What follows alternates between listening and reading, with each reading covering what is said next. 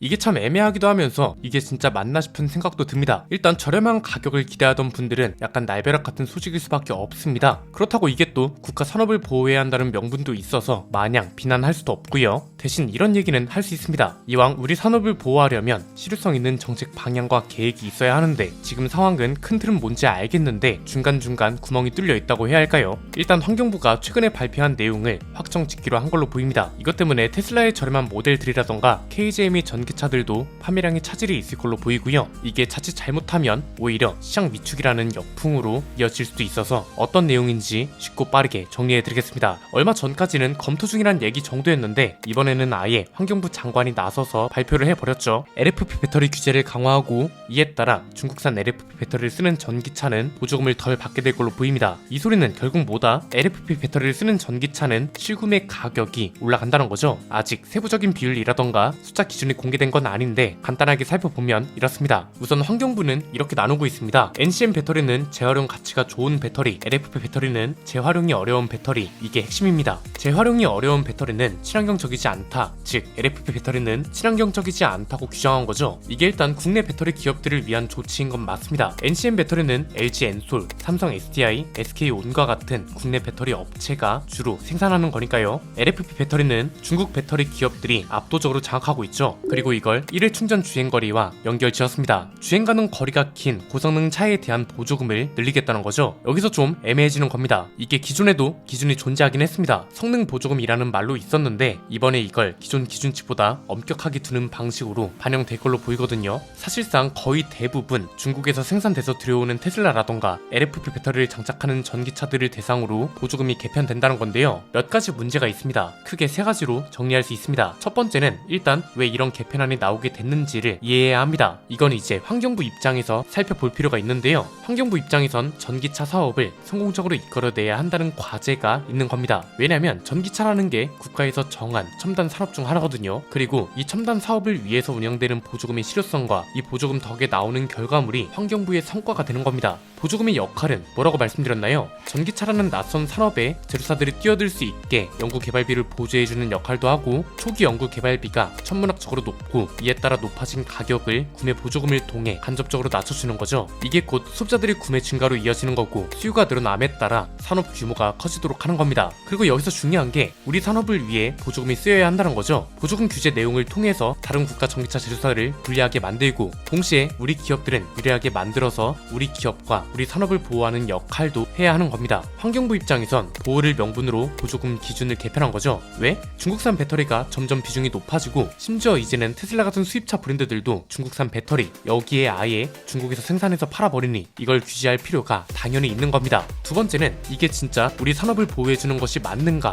이건 다시 생각해볼 필요가 있습니다. 이건 지금까지 자주 언급했던 보조금의 근본적인 역할과 목표가 결여됐기 때문에 나타나는 현상이라고 보시면 됩니다. 쉽게 말하면 방금 전에 말씀드렸던 보조금의 역할을 제대로 못하고 있다고 볼 수 있는 건데, 자, 환경부가 발표한 내용을 다시 볼까요? 가장 먼저 나오는 게 재활용성, 그리고 그 다음이 고성능 전기차를 위한 개편안이라는 겁니다. 이게 가장 큰 걸림돌이자 잘못된 목표 설정이라고 할 수 있는 거죠. 지금 전기차 시장 상황이 어떻죠? 수익성을 포기해 가면서까지 가격을 내리는 게 추세입니다. 왜? 그래야 수요가 늘어나고 진정한 대중화가 되면서 전기차 시장을 잠식할 수 있는 거니까요. 그래서 테슬라가 지금 수익성을 포기하고 주가가 하락하고 있음에도 아예 직접 언급을 했죠. 주주들한테 서한을 보내서 올해는 성장률이 작년보다 낮을 거라고 공지를 해버렸잖아요. 이렇게까지 하면서 가격을 내리고 수익을 일정 부분 포기하는 이유가 뭐겠냐 이겁니다. 지금은 전기차 가격이 굉장히 중요하다는 건데 이건 지금 역행하고 있는 기준치란 거죠. 고성능 전기차라는 건 그만큼 많은 용량의 배터리가 들어가야 하고 일정 수준 이상 차 크기도 커야 합니다. 즉 최소 준중형 이상은 되어야 기준치를 충족하기가 좋은 거죠. 차 크기가 크고 배터리 용량이 크면 당연히 가격이 많이 나갑니다. 심지어 LFP 배터리를 못 쓰고 NCM 배터리를 써야 한다면서요. 지금 필요한 건 저렴한 가격, 서민들이 부담 없이 전기차를 구매할 수 있게 하는 건데 이걸 생각하면 고성능 전기차에 유리하게 가는 게 맞냐 이겁니다. 즉 LFP 배터리를 규제하는 건 그대로 하되 다소 성능이 떨어지는 소형 전기차를 위한 기준이 별도로 마련되거나 아니면 우리가 경차에 혜택을 주듯이 소형 전기차는 별도의 혜택을 따로 마련하는 것도 필요했다고 보는 겁니다. 명분이야 만들기 좋은 거 많잖아요. 가뜩이나 주차장도 부족하니까 작은 전기차를 사는 사람들은 주차 혼잡을 덜 야기하니 이에 따라 보조금을 더 준다. 환경부 스타일로 말하면 주차 혼잡 감소 보조금 뭐 이런 식으로도 이름을 붙일 수 있겠죠. 이렇게 되면 자동차 제조사들도 알아서 타협을 할 겁니다. NCM 배터리를 쓰라고?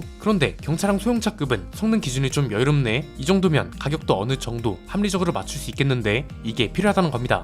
왜? 중국산 배터리를 견제함과 동시에 우리 기업들은 키워가야 하는데 이건 지금 중국산 배터리만 견제하고 정작 우리 기업들이 성장할 수 있는 기회를 마련하지 못했다는 소리거든요. 여기서 말하는 기업은 비교적 작은 규모의 기업이겠죠. 세 번째는 이게 어떻게 보면 한국 전기차 시장만의 치킨 게임을 부추기는 걸 수도 있다는 겁니다. 미국이 IRA를 과하다 싶을 정도로 밀어붙이고 있습니다. 그런데 미국하고 한국 시장에 결정적인 차이가 있습니다.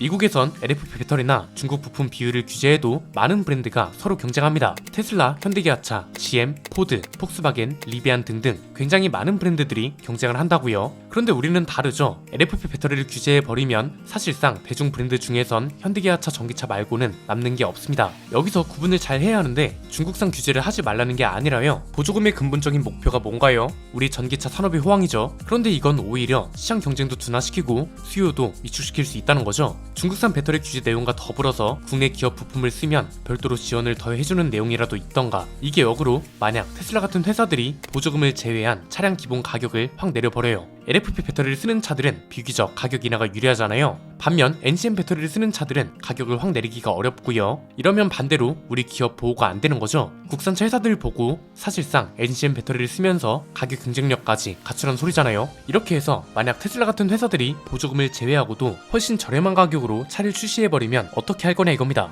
목표 설정이 잘못된 거죠. 중국산을 규제하자 이게 아니라 중국산 배터리가 아니더라도 우리 기업 부품을 쓴 차들이 더 저렴하게 만들어질 수 있도록 지원해주자 이렇게 갔어야 하는 겁니다. 왜? 우리 자동차 제조사들까지 저렴한 전기차에는 LFP 배터리를 쓰는 건지를 생각해 봐야 하지 않을까요? 우리 자동차 제조사들이 모든 차종에 NCM 배터리를 쓴다면 모르겠지만 우리 기업들도 저렴한 모델들은 LFP 배터리를 쓴다는 게 중요합니다. 즉 가격을 내린다면 대기업은 비교적 순탄할 수 있죠. 그런데 소형 전기차를 만드는 우리 중소기업들은 어떻게 해결할 수 있는 방법이 없는 겁니다. 심지어 이게 지금 고성능 전기차에 유리하게 바뀌는 거라면서요. 내연기관차로 치면 고성능 V8 스포츠카에 환경 부담금을 면제시켜주겠다 이런 소리나 마찬가지인 겁니다. 지금 필요한 건 저렴한 가격의 전기차를 기존에는 전기차에 접근하기 어려웠던 영세 상인, 사회초년생, 소득이 비교적 적은 소비자들도 접근할 수 있게 하고 이렇게 해서 본격적인 대중화를 이끌어내는 겁니다. 수요가 증가하도록 해서 산업 규모가 커지고 이게 해외시장 파급력 확대로도 이어져야 하는 거죠. 그런데 이건 지금 중간에 비어있다는 겁니다.